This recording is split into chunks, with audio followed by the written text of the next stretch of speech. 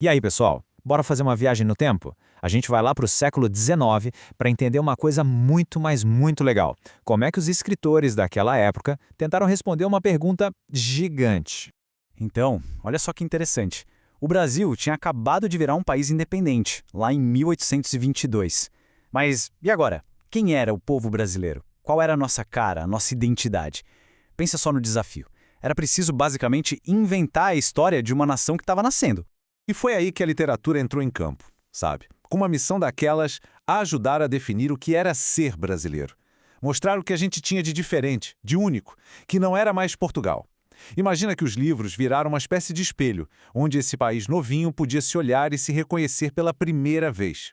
É isso aí. Com a independência proclamada, todo mundo que era artista, escritor, começou essa busca pela alma do Brasil. O que é que faz a gente ser a gente, sabe? E o mais curioso é que as respostas que eles encontraram foram, olha, bem diferentes. E um dos primeiros caras a dar uma resposta super poderosa para essa pergunta foi ele, José de Alencar, um dos maiores escritores daquele tempo. Para ele, a resposta não estava no presente, não. Estava lá no passado e, principalmente, na natureza incrível do nosso país. E a visão que o Alencar tinha do Brasil, nossa, é fascinante. Ele imaginou um Brasil quase mítico, sabe?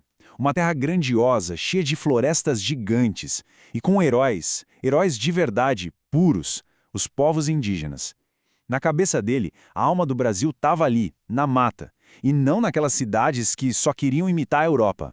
E para construir essa imagem de um Brasil heróico, o Alencar criou uma coisa que a gente chama hoje de romance indianista.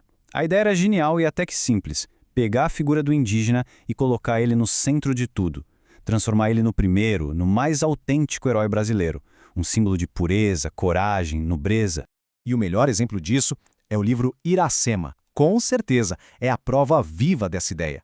Alencar conta ali uma história de amor linda entre Iracema, a indígena, e Martim, o colonizador português. E dessa união nasce o primeiro cearense, o Moacir, que aliás significa filho da dor. É basicamente um mito super poético sobre a origem do povo brasileiro, que nasce desse encontro, dessa mistura. Bonito, né? Peraí. Mas e se o verdadeiro Brasil não tivesse lá no meio da mata? E se ele estivesse, na verdade, nas ruas bagunçadas, barulhentas e cheias de vida das cidades? Pois é, essa foi a aposta de outro escritor simplesmente genial, Manuel Antônio de Almeida. E aqui, gente, a mudança é de 180 graus. A gente sai daquela floresta idealizada e, pá, cai direto no meio da muvuca do Rio de Janeiro. O Almeida não estava nem aí para criar mitos. Ele olhou foi para as pessoas de verdade, sabe? Para a confusão do dia a dia da capital do Império. Foi ali que ele achou tal jeitinho brasileiro. E é daí que nasce o que a gente chama de romance urbano. O foco aqui é outro, completamente diferente. É um retrato da vida como ela é. Das conversas na rua, dos costumes da galera mais simples, daquela classe média baixa que estava começando a aparecer na cidade. E essa talvez seja a maior diferença de todas. Se o Alencar tinha o herói super nobre, o Almeida nos deu o anti-herói. E que anti-herói? Chega mais, Leonardo, de Memórias de um Sargento de Milícias. Ele não é nenhum guerreiro forte e corajoso. Ele é um malandro, aquele tipo esperto, meio travesso, que se vira na cidade grande usando a inteligência, a lábia, a astúcia. Então, chegamos ao grande duelo. De um lado, o herói perfeito da floresta, do outro, o malandro espertalhão da cidade. Bora colocar essas duas ideias de Brasil lado a lado para a gente entender bem as diferenças. Olha, o contraste fica bem claro, né? O Alencar foi para o romance indianista, herói indígena idealizado, cenário na natureza, uma linguagem super poética para criar um mito de origem para o Brasil. Já o Manuel Antônio de Almeida, romance urbano, anti-herói, o malandro, no meio das ruas do Rio, com uma linguagem bem do dia a dia, informal, para mostrar a realidade como ela era. Um olhou para um passado de lendas e o outro para o presente meio bagunçado. E aí, qual a conclusão disso tudo? Será que um tá certo e o outro tá errado? Que nada! As duas visões são super importantes. Elas mostram como a identidade brasileira é complexa. É como se a gente fosse um grande quebra-cabeça feito tanto dos nossos sonhos, dos nossos mitos, como o Brasil de Alencar, quanto da nossa realidade cheia de ginga e esperteza, como o Brasil de Almeida.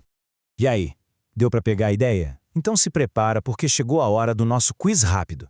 Vamos ver se está todo mundo afiado no assunto.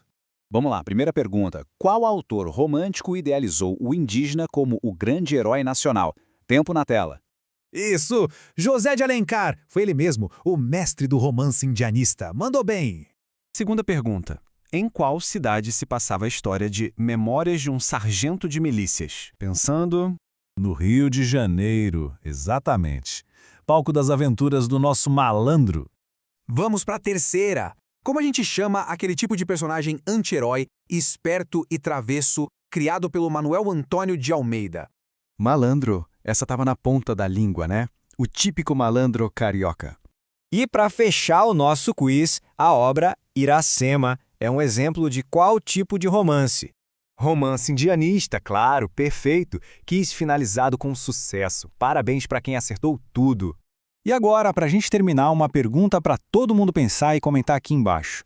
O Brasil de hoje se parece mais com aquele Brasil idealizado de Iracema ou com o Brasil mais realista lá do Sargento de Milícias? O que vocês acham? Deixem a opinião de vocês aí nos comentários, quero muito saber.